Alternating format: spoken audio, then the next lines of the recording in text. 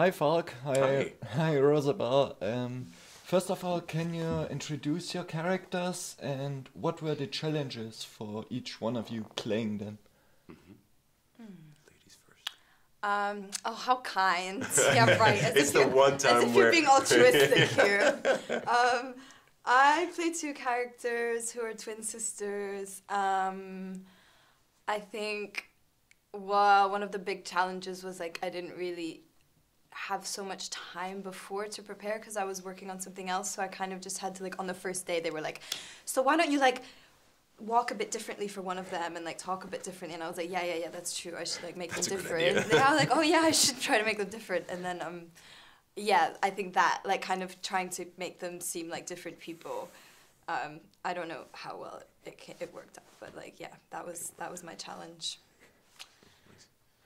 David Leonhart is my character, and he is, what did I say, a grumpy, slightly alcoholic narcotics agent who's dealing with grief and loss and who's trying to make the world right, and then he's met with this alien conspiracy, and good luck to him.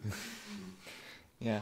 What do you think about the setting Berlin and especially the club scene? Love it. Yeah. I think it's a cool setting that we haven't seen before for sci-fi. You know, with that, we've seen the concept, but set in nowadays Berlin and the look of Berlin, the night scene of Berlin, all that leather, all that like sexiness and all that.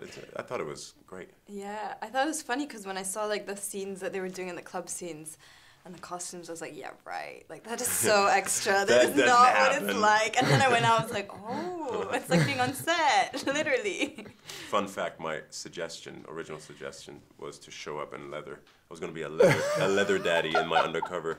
Oh no. Because I was like, undercover, right? He's going undercover into the club, so have him have like a choker, and we had the costume, but I didn't win. Oh no. Wouldn't that have been fun?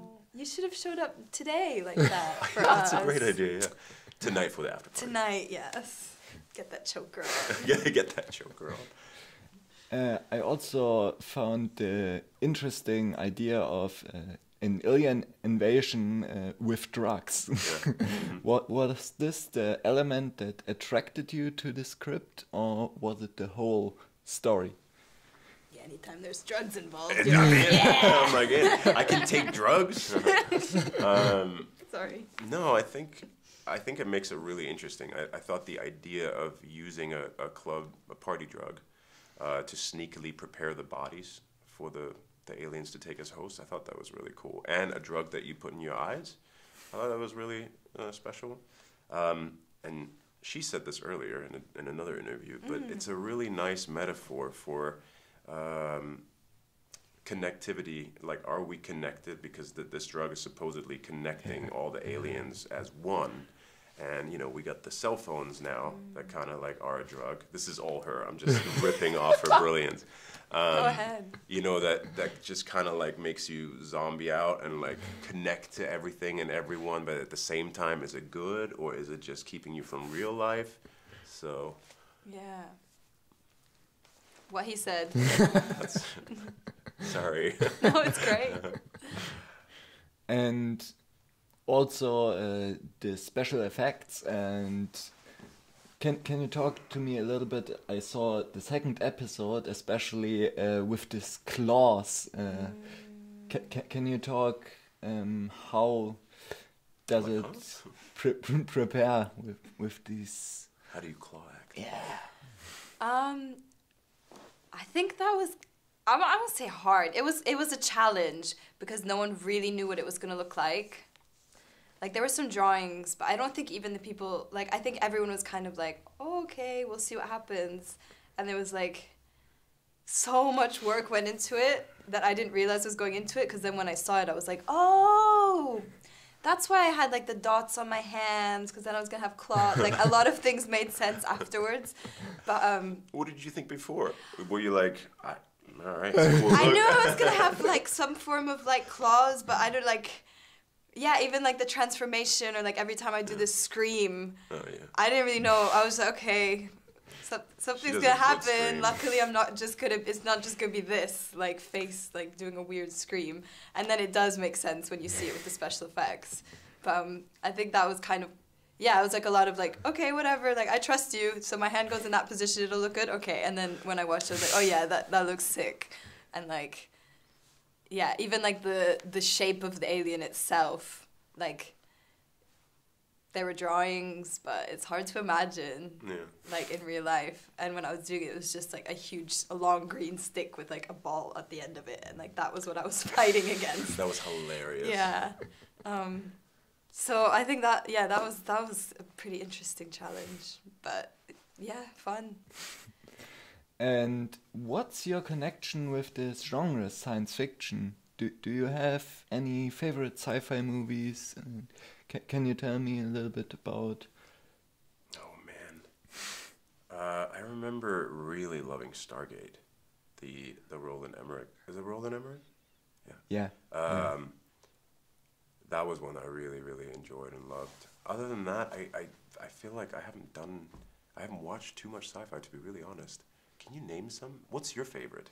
Back to the Future. Oh yeah, yes, I love Back to the Future. Aww. That's a great. Which one? 1, 2, or 3? 1 and 2 are my favorite. Nice. I like 1 and 3. I love the West. Yeah. The Western setting. Yeah, I love that. Yeah. I didn't really watch sci-fi, to be honest. So that was why it was really interesting to do it, because I love doing it, but I'm not such a big fan.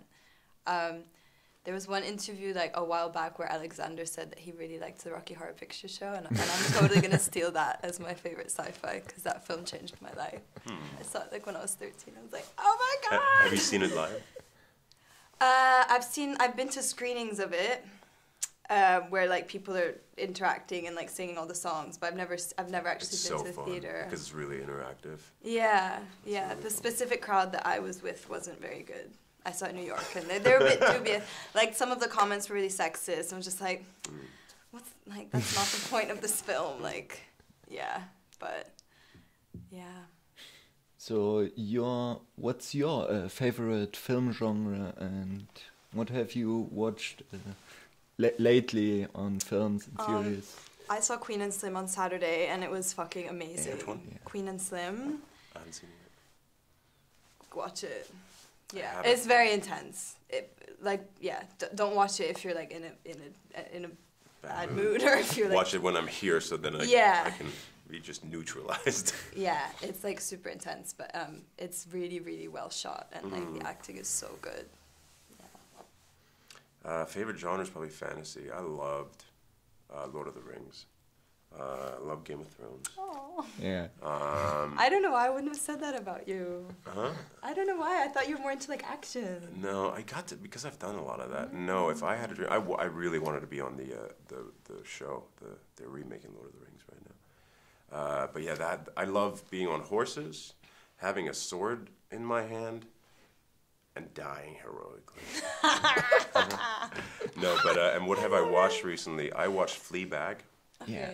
Which I really loved. Yeah. I watched the end of the Beep World. I don't know if we can swear. I've sworn already. Whoops. The end of the fucking world. Yeah. Oh yeah. But I'm still like a film guy. I love watching. I think I prefer watching movies mainly because it's done. You know, you watch That's it, exactly you how enjoy I feel. it. Is that my quote too? No, I'm joking. That's exactly how I feel though. Yeah, and you can just like have an experience and then move on. And similar with shooting actually. It's a similar thing. Like you do it and then you move on. Absolutely, couldn't agree more. Yeah, I find it really hard to like watch. As we're promoting a TV show. 20 episodes. No, but I really like the thing of like you watch something and it begins and it ends and that's it. And then maybe there's a sequel, but like. Yeah. It's there, and in 2 hours or 1 hour and a half or whatever, like you've seen it and you've gone on the whole journey, but in like that amount of time. Or miniseries, that's fun too. But there's a big change right now in the industry.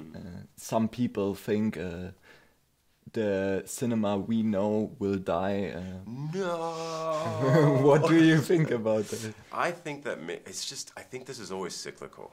I think right now that's what it is. People love watching things on really small screens, which I don't understand.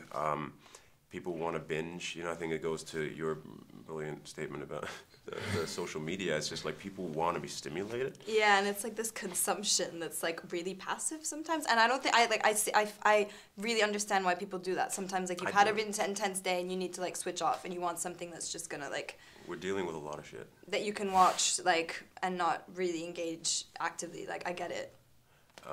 But yeah, there's like this consumption kind of. I love the hybrid. Like I really mean that, the miniseries. Like I would love it if we started to tell like 8 to 10 episode movies, which is what we're doing. But just know that that's it and that's the end. You know, like just tell it over 10 episodes, and then the next season is maybe the same world, but a new storyline. You know, I think it'll just all balance out, and I don't think cinema will ever die. Because by the time it dies, somebody my age will go, remember cinema? Wouldn't that be cool? And then it becomes a retro thing where it's really expensive at first. Yeah, like vinyl. And then it comes back. It's cyclical. I think it's an art form that. And I'm saying this because I want it to be this way. I think it'll stick around. Thank you.